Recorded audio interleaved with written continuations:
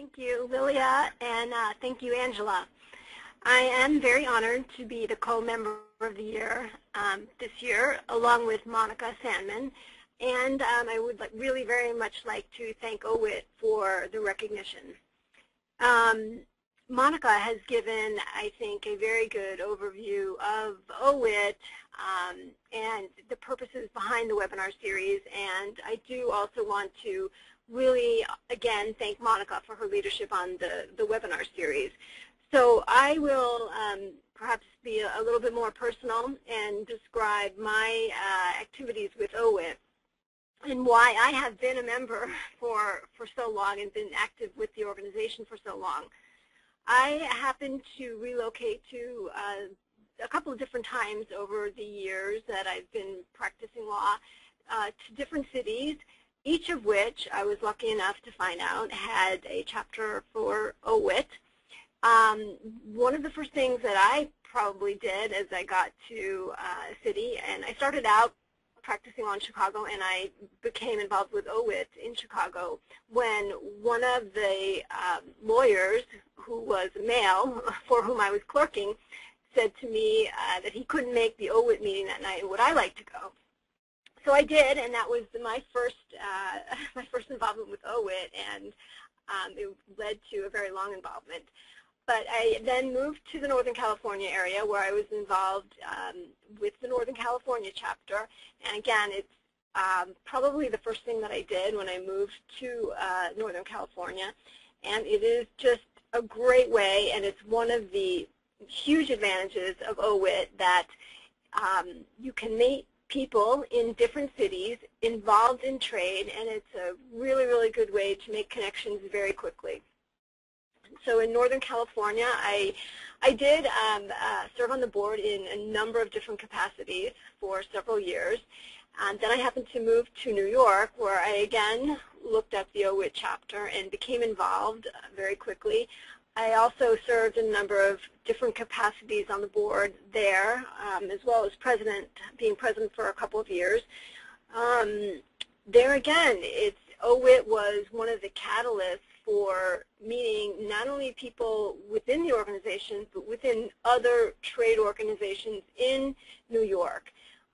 We really reached out to a lot of the other organizations, and again, it became a great way to meet people involved in international trade. I happened to go back to Chicago, where I started, to the same firm, and the OWIT chapter there had recently disbanded because it is a volunteer organization, and sometimes people move away and things happen. But in any event, we restarted the chapter here, and it is going strong now, some 8 or 9 years later. And it is also one of the organizations in the Chicago area that people can rely on over and over again to produce quality programs and to introduce people who want to each other who are involved in international trade. So I'll just repeat that is a great way, and one of OWIT's strengths and one of the unique things about this organization is that it has chapters in different cities, and it's a way to meet people not only in your city, but in all of the cities in which OWIT has a chapter. I have to say that I think over the course of my law practice, I have rarely met a woman who is involved in international trade in some way who is not a member of OWIT. So again, it's really just a very good way to network and meet people involved in trade. We have also had very, very good conferences over the years, so that forms an educational and networking function of OWIT. But I think the webinar series as well, we hope that it will turn out to be a premier educational forum for international trade and one of OWIT's strengths. Let's see.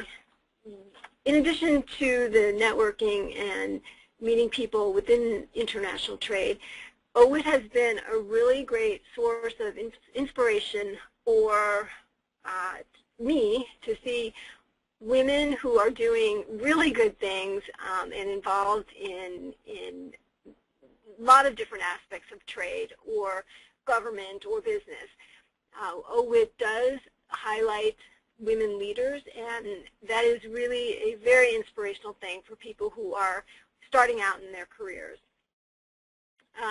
The other, I think, function for me in OWIT has been that it's very energizing to get together with other women who have like ideas and jobs and interests.